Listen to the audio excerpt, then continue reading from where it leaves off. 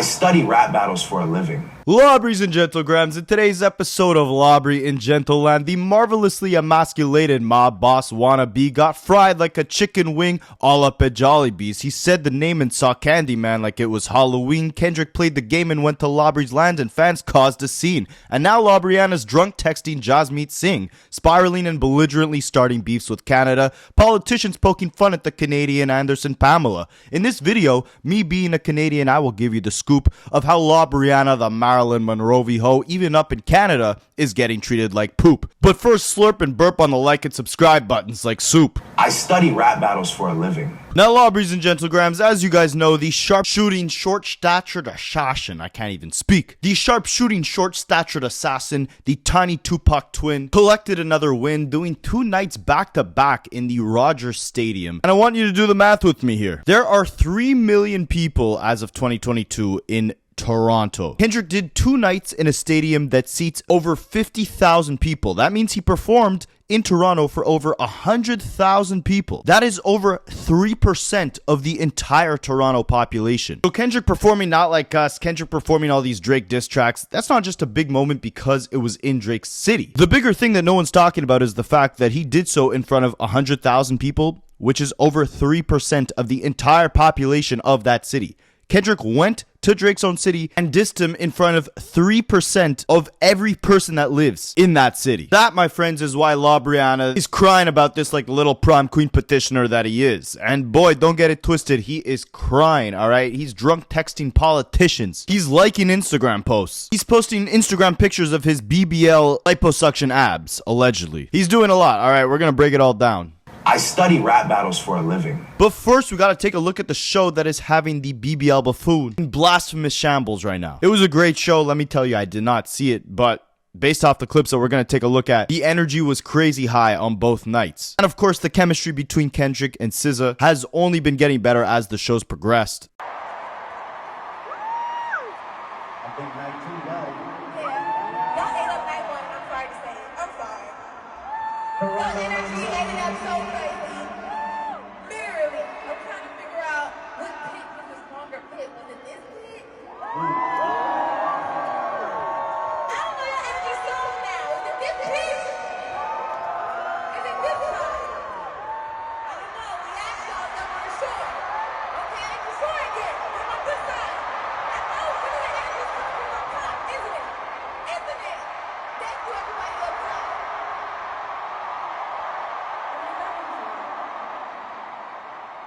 Definitely. Can we rock one more with y'all?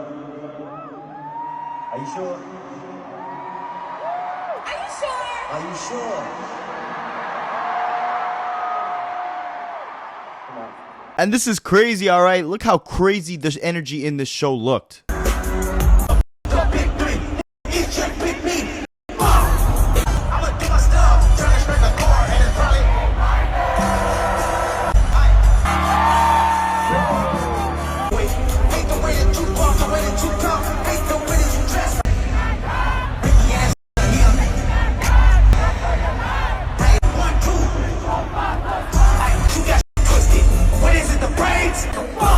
That shows you this man was not just performing Not Like Us. This man had Euphoria going off, Like That going off, and again, for 3% of the entire Toronto population, alright? His little buddy Dave Free documented the entire thing on his Instagram story. I mean, it just looks crazier and crazier as you see more videos.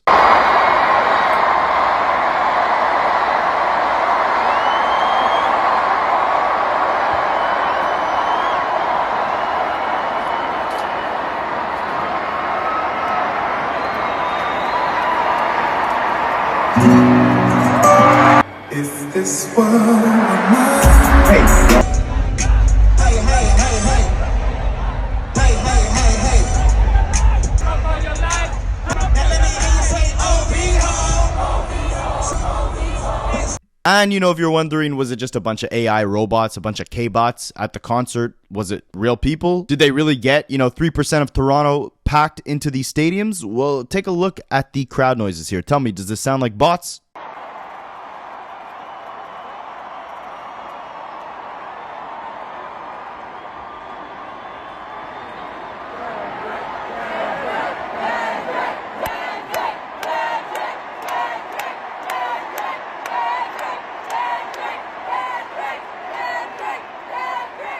Bro, and by far, like, from the beginning, the very beginning when the song first released to the Pop-Out concert to now seeing this song performed at the GNX tour, I gotta say with full certainty, Euphoria is by far the best song to come out of this battle, alright? Maybe not the most effective hit, whatever you want to say, but like, in terms of just a cinematic masterpiece of a collection of different flows, attacks, and just overall performance, like, the song lays the groundwork for the ability for Kendrick to have the craziest performance when he does this song front to back. Like, look how cinematic this stuff looks. Don't tell no lie about me, and I won't tell truth about you.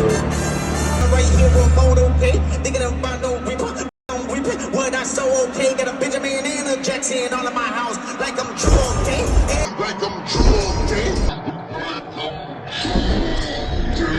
And here's something to piss you off, all right? After all this success, right, and like I told you guys, he performed for over 3% of Toronto. I mean, maybe some people from New York, maybe some people from Montreal pulled up to this show. Maybe it wasn't all Torontanians who were at this show, Crody, all right? But it was majority Toronto people. But this OVO and many other ones had a lot of excuses for why Kendrick was so successful in doing these two shows back to back, and of course, making Drake look like a fool while doing it. And before I roll the clip, I want to touch on an important thing, right? Like, when rappers go to their ops' city, or whatever you want to call Drake to Kendrick, right? His op, whatever. Like, usually they create some big moment around it, right? Like, before they do the diss song, like when Drake did Back to Back in Philly, he's talking up the crowd.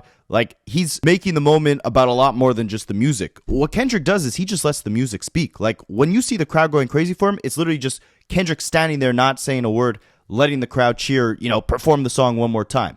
All he does is he does his straight set list. All he's doing is letting the music speak, and that is the reaction you're getting, and that's how powerful the actual messaging within the music is. But you got the OVO Courthouse Karens doing gymnastics, all right, trying to figure out how Kendrick was able to pull something like this off in Toronto. And I mean, let me just say in advance, this guy comes with straight BS. First, he gets the size or the seating capacity of the Rogers Center wrong. He's saying it's around 40,000. Really, it's 50,000. He tries to downplay the fact that even if it was 40,000, that's 80,000 people. He's trying to downplay, saying that Kendrick only has 2% of Toronto being actual fans of him. But think about how ridiculous that is, right? And think about how substantial of a number even 100,000 people is. Ridiculous. So he says that, and then he also says the tickets were $20. That's another big narrative people are trying to run with. That is straight cap. If you went on Ticketmaster the day of the concert, you would have seen tickets were only going for $200 to $300. But I want to give you a glimpse of some of the mental gymnastics these OVOs are doing, because it's going to play an important role to the narratives that Drake is now trying to feed. Kendrick Lamar selling out Toronto 2 days in a row doesn't impress me, right? It only impresses small-minded people. It doesn't impress people who can think, right? Now, yes, I am a Drake fan. Yes, I do not like Kendrick Lamar, and I'm saying that I don't like his music at all, right? It's just not for me, and I'm just being honest. Y'all can call it what y'all want to call it, right? But here's why it's not impressive, and this is why I'm going to keep defending Drake, because y'all so biased, right? Oh, Kendrick Lamar went to Toronto, sold off 2 nights in a row. Let me tell you something. That is not hard for a superstar, period. Let me tell you why. It's 3 million people in Toronto. 3 million. That's the population, right? And that's a lot of people, right? We think about it. But those small-minded people think about it. Rogers Stadium only hold under 39,000. So let's just say 40,000. So in order for Kendrick Lamar to sell out Rogers Stadium twice, he need 80,000 people. That's it, right? Do you know the percentage of 80,000 people like compared to 3 million people in Toronto? The percentage is only 2.6%. So that means Kendrick Lamar only need a fan base of 2.6%, not even 5%. So, dear KD Riders, this is probably saying I'm not impressed, right? This man wanted to sell out so bad. He wanted to impress Drake so bad in Drake hometown. He's like, I can't sell it out. These tickets been on sale forever and could sell it out. Let me put them on sale for $20. I just want to say I sold out in Jake Town because people don't really like me, whatever. I need to sell out for $20. That's the value. What do you call this? Now, I just debunked your math already. I told you it was K-Dot math or KD Rider math. You said we can't count the senior citizen. What do you call her? Stop it. and the ticket was only $20. And then, of course, you had the king of the OV hoes, DJ Big Mac Snacka Akademiks, the hungry Henny hippopotamus of hip hop, the lobby loving lard infused confused computer warrior, Big Mac Akademiks. I love saying that. Big Mac Akademiks, yell it with me, all right? He was absolutely devastated seeing Kendrick crush the show in Toronto. They say in Toronto they was calling. Look, brother. Hey Drake, if you're watching, it's no hard feelings, brother. If you put me on your ghostwriting team, oh, you might have stood a chance. I don't know. Kendrick been the king of Toronto since 2013. To be honest, OV hosts is crying. They gotta worry about affidavits right now. Now, let me just say this. First and foremost, by the way, this out of these insecurity. Look, let me just be very clear. Toronto, I've been saying it for the longest. Y'all my favorite city. I've never been more disappointed. I was going to Caribbean. I think I got to cancel that trip. I was about to go to the show last night. And of course, he had a message for the people of Toronto after witnessing history like this. And I don't care who this applies to, whether it's Drake, team somebody. Nobody popped out and showed niggas. Not even a cup thrown on stage, nothing. So you telling me this on a worldwide tour just violating, and the only nigga popped up and it even had an argument with a nigga was Ak? Oh, nah, I'm good. But no, even though Akademiks is requesting that, Drake had some clapback for these Toronto performances, he had nothing. The only thing Drake did was what he's been doing for the last 3 years. Get on Instagram and post some petty BS. Putting the target on the wrong individual, all right? Remember when Birdman went to the Breakfast Club and he was yelling at Charlemagne because Charlemagne was talking crap and Charlemagne was like, I'm just the radio guy. Like, why are you not, pressing Trick Daddy or Rick Ross over their comments about you and your business dealings, right? You're pressing the radio guy. That's the same thing here. We only saw Drake diss Joe Budden once Joe Budden retired from rap officially. We saw Drake go at Serena Williams' husband. We saw him go at Anthony Fantano, the YouTube music guy, or as he calls himself, internet's busiest music nerd. And now we're seeing him go at Canadian politicians because they made an appearance at the GNX show. We're going to break that down. We got to get to some other funny stuff first, though. All right, so aside from BJ Big Mac Akademiks, we also got to touch on OVO Mall, because back in the day, man, did he make a crazy prediction. This man really said that Kendrick could not sell out an arena, let alone a stadium, but an arena, a smaller venue in Toronto. See Drake booking a show at Crypto. Of course. Selling it out. For sure. People enjoying it. Mm-hmm. I don't know if Kendrick is booking a show at the Scotiabank Arena and people not showing up to just boo him.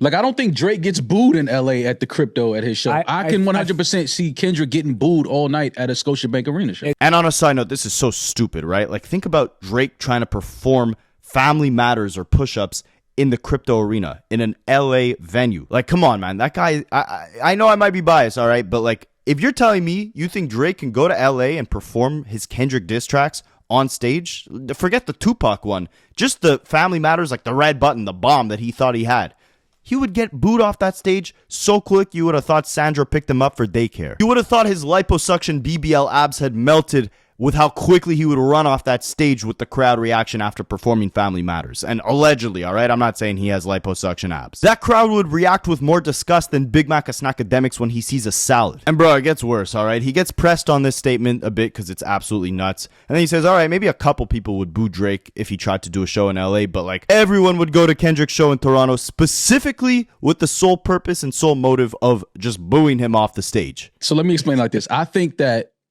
Drake will do a show in LA while people in LA may not, they'll boo him, but I think it'll be a lot of people there that will definitely support Drake. I don't think I could say the same as far as Kendrick going to Toronto. I think everybody that goes to a Kendrick show in Toronto is going there strictly to try to ruin his show. What? And boo him. I think so. I mean, I think this man has latched onto Lobry's log for so long that he's got brain fog at this point. Because, like, what are these takes, man? What are these takes? I don't know when he said this, but, like, at least Kendrick was able to show you, all right? Like, thank you, Kendrick, for coming to Canada and proving all these idiots wrong. Not only did they not boo him, they were chanting for him to sing Not Like Us one more time. And again, Kendrick just follows the set list. He just lets the music do the talking. He's not even trying to sensationalize the moment by performing Not Like Us 17 times, which he easily could have, right? Like, remember when Travis Scott did Fiend 20 million times, or when Jay-Z and Kanye West did and in Paris a million times, right? Like Kendrick could have easily done that with Not Like Us. In Toronto, they would have sat there for 4 hours watching him just do that one song. We saw him do that at the pop-out. Like, that's what makes Kendrick's move so calculated. Like, he knew he had to do that one time, you know, where he does Not Like Us 7 times back to back, but he chose to do that in his hometown. As far as the GNX show, he keeps that strictly on the set list. He makes sure SZA has her shine. He has his own shine. He's not really diverting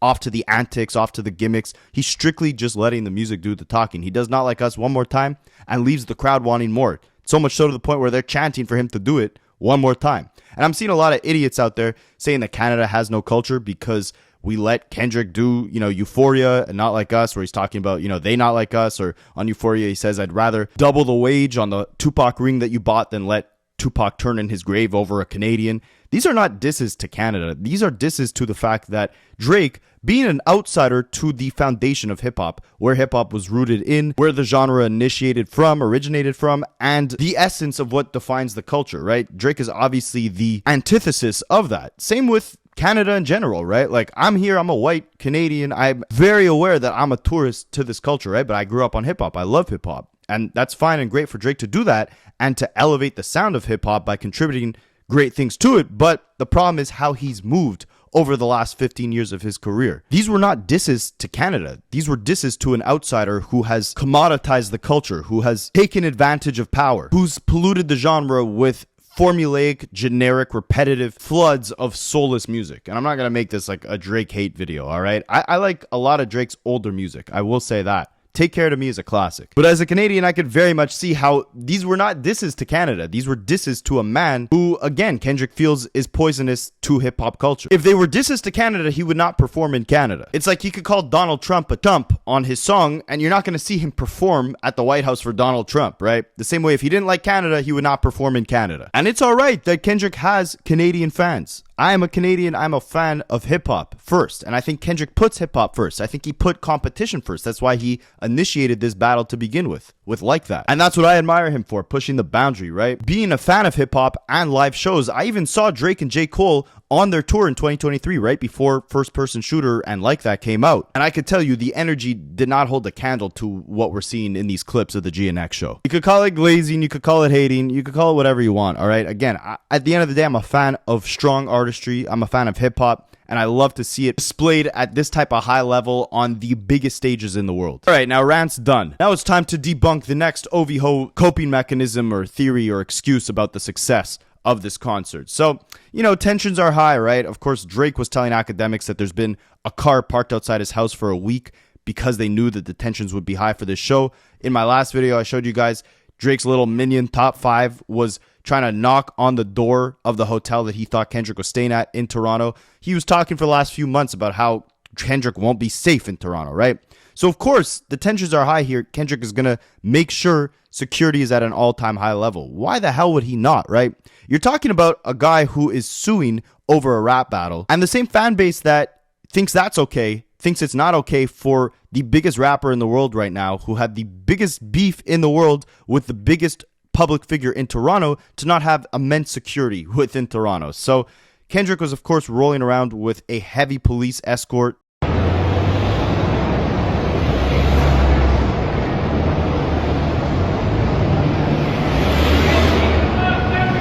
Allegedly, he also flew from Toronto to New York to sleep before day 2 of the GNX show in Toronto. And is this something that seems unacceptable to you guys? You guys want him to walk around with no police security? Dumbest narrative I've ever heard in my life. But of course, Drake feeds into it, right? So he's liking posts on Snackademics' page where Snackademics is reporting that Kendrick had a lot of police security, trying to imply, you know, like, haha, like I'm making you come with all this police security because this is my city. I run Toronto. You're not safe here. And don't worry, we're getting to a point here, all right? But yeah, here, as you can see, Snackademics TV posts image of police escort outside the Rogers Stadium in Toronto, escorting Kendrick to the airport where he flew to New York to sleep and will fly back into Toronto tomorrow. Liked by none other than Champagne Petition Padre. Again, does he think this is a W for him? Kendrick performed for 3% of the Toronto population, dissing Drake on stage 2 nights in a row. but wanted to play it safe and had police with him to make sure nothing happened. Yeah, well, laugh all you want, Lawbury, but, you know, history is not forgotten. And when you had your beef with Meek Mill and you performed back-to-back in Philadelphia, which, respectable move and all that, but you were doing the same thing as Kendrick Lamar is doing with the police. The only difference is you performed in a smaller venue than Kendrick did in your own hometown while he dissed you. All right, take a look at these clips. You got the police guarding him, and he won't come out. They close the gates up and all that. They close the gates with the feds out and everything. Sucker ass. Gotta move with the brigade, huh? I come to rap, but this nigga don't want to talk. My press game is real. My press game is so f***ing real. Bitch. Take your ass back to f***ing Toronto. Damn! God damn, is that Hillary? Yeah, that's Drake in Philadelphia running away from the Dream Chasers. And I don't blame him for it. Now you might say, oh, these are fake clips. But nah, we're following through. Here's more proof.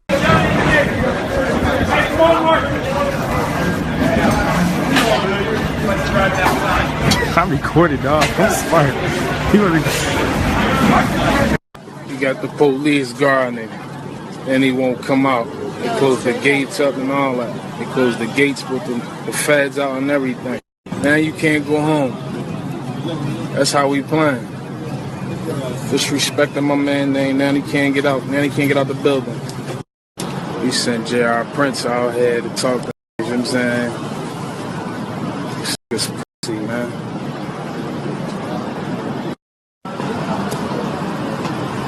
In this situation, still getting policed heavily.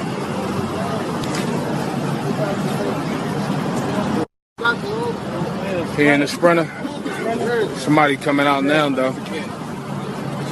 They might got they play together though. They might got all crazy like that, you know. And they got they got a tour enforcement out. I study rap battles for a living. You could see Drake in the beginning of that video, and then here's Drake literally admitting it years later that Meek Mill had him scared, shaking in his little BBL boots when he was in Philadelphia. You see who I walked out here with, right?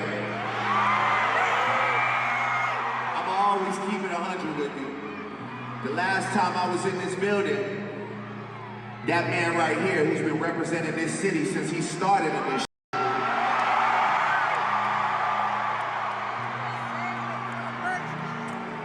that man, me and him weren't getting along at the time, and he is a real so he definitely got us up out of Philly real quick. We did not get to stick around and chill.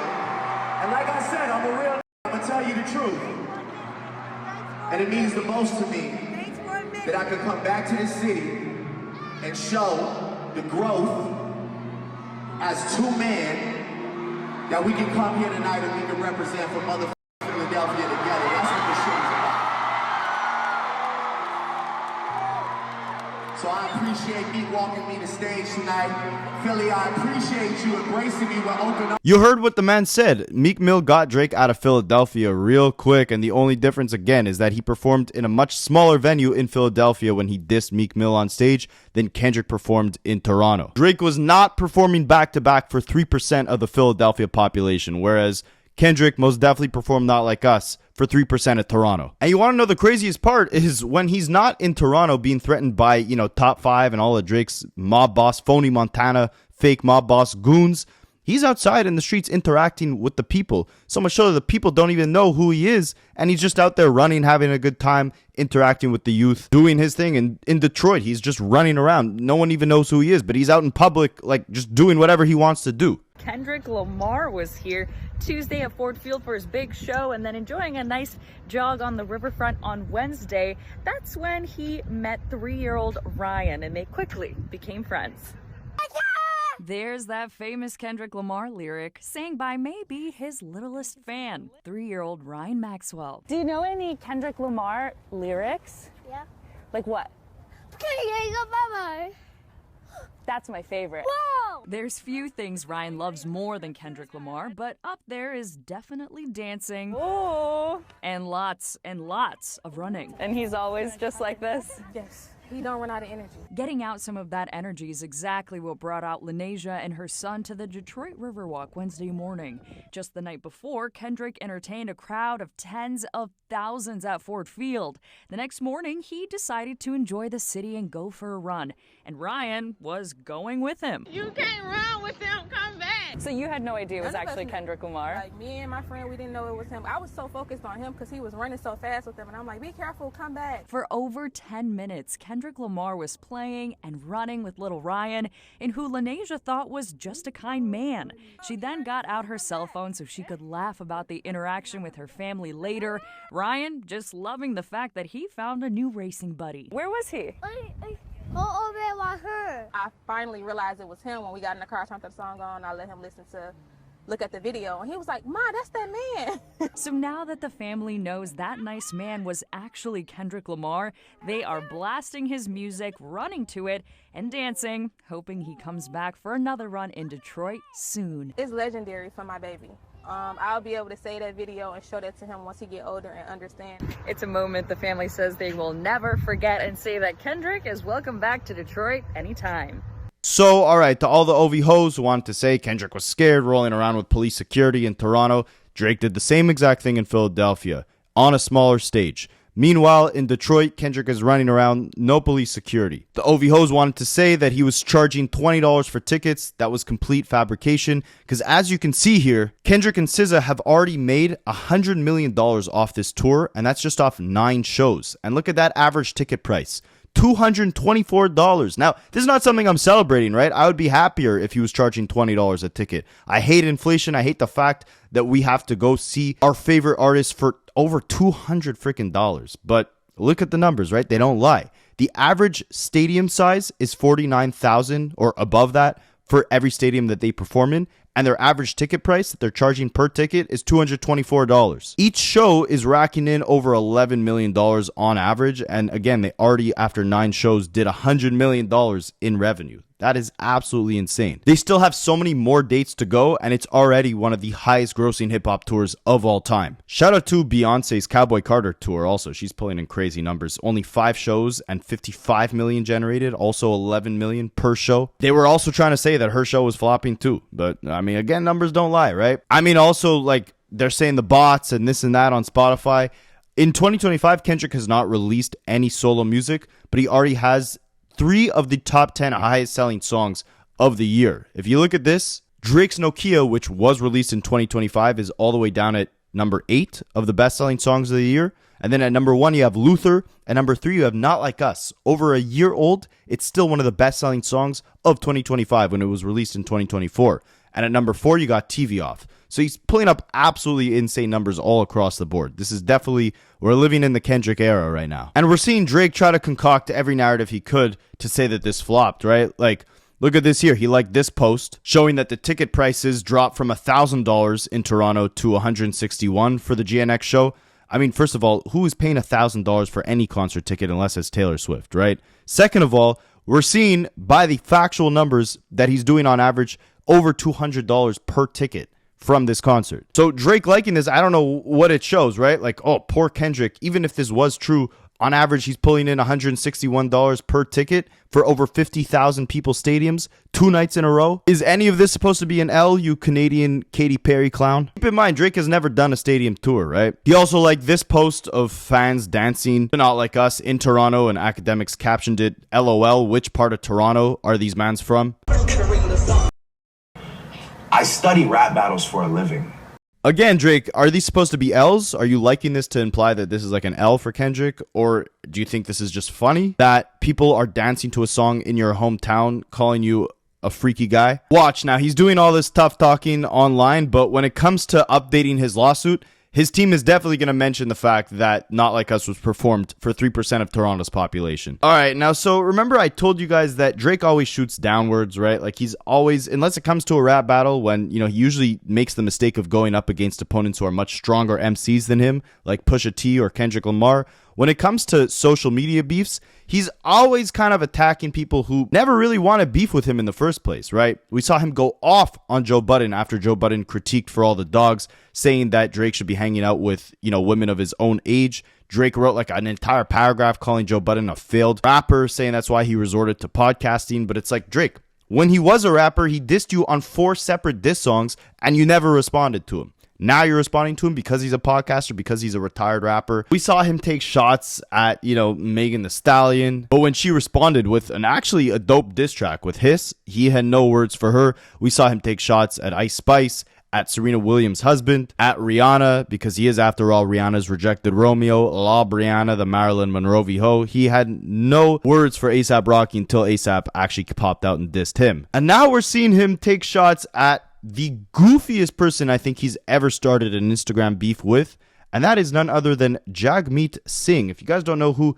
Jagmeet Singh is, he is the leader of the NDP party in Canada. And I'm not really a political guy, but this guy generally, from the people I've spoken to, is not really the best politician. He supported a lot of policies that were tied to very high inflation within Canada. He worsened affordability for Canadians, endorsing policies that raised the Canadian debt to $1.9 trillion in 2021. In our most recent election, he actually lost his own riding. People have criticized his policies, claiming that he's hurt a lot of small businesses and jobs by backing high taxes and regulations. His NDP party had the worst election results they've ever had in this past election. He supported Justin Trudeau, our former prime minister's $315 billion COVID relief spending bill, which boosted the money supply, fueled inflation by 8.1% in 2022, driving up grocery and gas prices, and hitting Canadians with much higher living costs. I've definitely felt that. And again, I'm not a political guy. These are just kind of the discussions that Canadians have had over, the policies he's endorsed. But of course, Labrie does not have any real opinion on anything substantial. He doesn't care about the well-being of the average working class Canadian, right? He only cares about his reputation when it comes to a rap battle. Canada just had one of their most important elections in history. We didn't hear a word from Drake about it. We have never heard him talk about any specific issues that face the Canadian people. But when it comes to issues that face him, he's very vocal about it. So he posted on Instagram on Saturday night, think about this, a Saturday night, this man is posting his screenshots of a conversation he had with the NDP rider in Canada, the politician Jagmeet Singh. And you could see here in 2019, Drake shot Jagmeet a follow. So Jagmeet wrote to him, "Honored, thanks for the follow, brother." And then Jagmeet mentioned him in a story in 2020. Drake never answered him. And at 12:47 a.m. on a Saturday night, at midnight on Saturday, he messaged Jagmeet saying, "You're a goof." Now, why would the Gaveling Graham goofball message Jagmeet, "You're a goof"? Is it because in 2023, the CSIS flagged Jagmeet as a target of Indian government surveillance, allegedly with an alleged agent monitoring his campaign events in British Columbia? Is it because Jagmeet lost his riding by an astounding 2,300 votes? Is it because his party, the NDP party, had their seats in the election drop from 24 to 7, with his party, the NDP party, losing their official party status, reducing its parliamentary influence and their funding?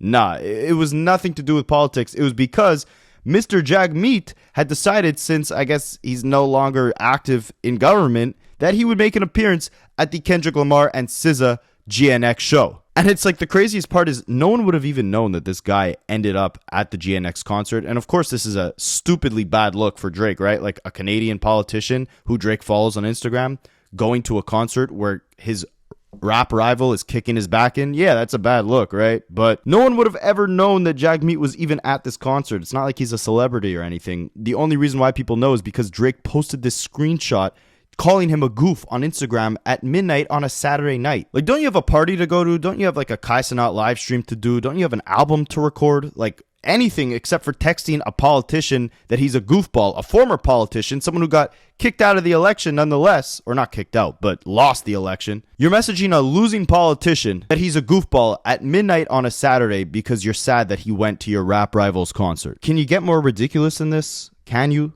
Well, actually, yes, you could, because Jagmeet pulled a J. Cole and apologized very, very quickly, posting on his Instagram saying, "I went for SZA, not Kendrick. I was born in this city. I love this city. But real talk, I get it. I shouldn't have gone at all. OVO and Drake have lifted up this city and Canada. For me, it'll always be Drake over Kendrick. Like, you're a clown, bro. At this point, like, what are you even doing this for? You went for SZA and not Kendrick. And now the OVOs, of course, are saying, oh, you see, like, it's really been SZA this whole time that's carrying this show. Like, that's the reason fans are going out to this show. That's the reason why they're doing stadiums, is because it's SZA. Kendrick can't demand a stadium crowd, only SZA can. And it's like, no, man, you're sad you got caught. You're sad you got exposed. You're not sad that you went to the Kendrick Lamar and SZA concert, because if you were sad, you wouldn't have gone. Or if you really want to see SZA that bad, she was on tour all of last year, right?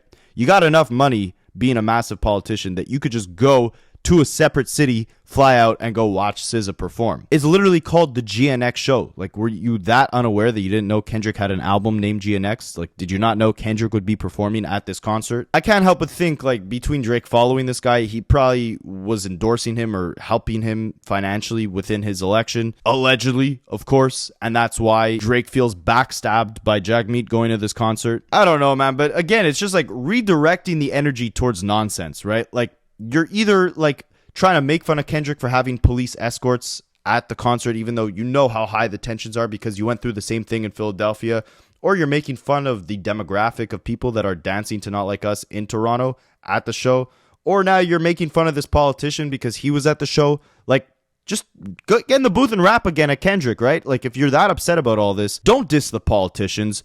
Don't diss the fans that went to the concert. Don't diss the fact that Kendrick had police escorts.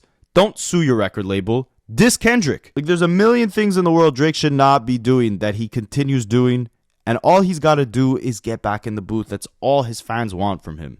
That is it, right? We don't need the XQC live streams where you're talking about your fragile ops. We don't need you beefing LeBron on Instagram or taking sneak disses at him in your songs. We don't need you dissing Joe Budden or Anthony Fantano or Serena Williams or her husband or Megan Thee Stallion or Rihanna or Jagmeet Singh. Like, bruh, there's only one man in this world that's performing for 3% of your city a song dancing on your grave. And that's the one man you are avoiding in all of this. That's what's crazy to me. But you know what? Hey, run for your life, right? The stocks are still in stock, so that's a boat Drake does not want to rock. And I understand it. But let me know what you guys think, and I will catch you in the next one.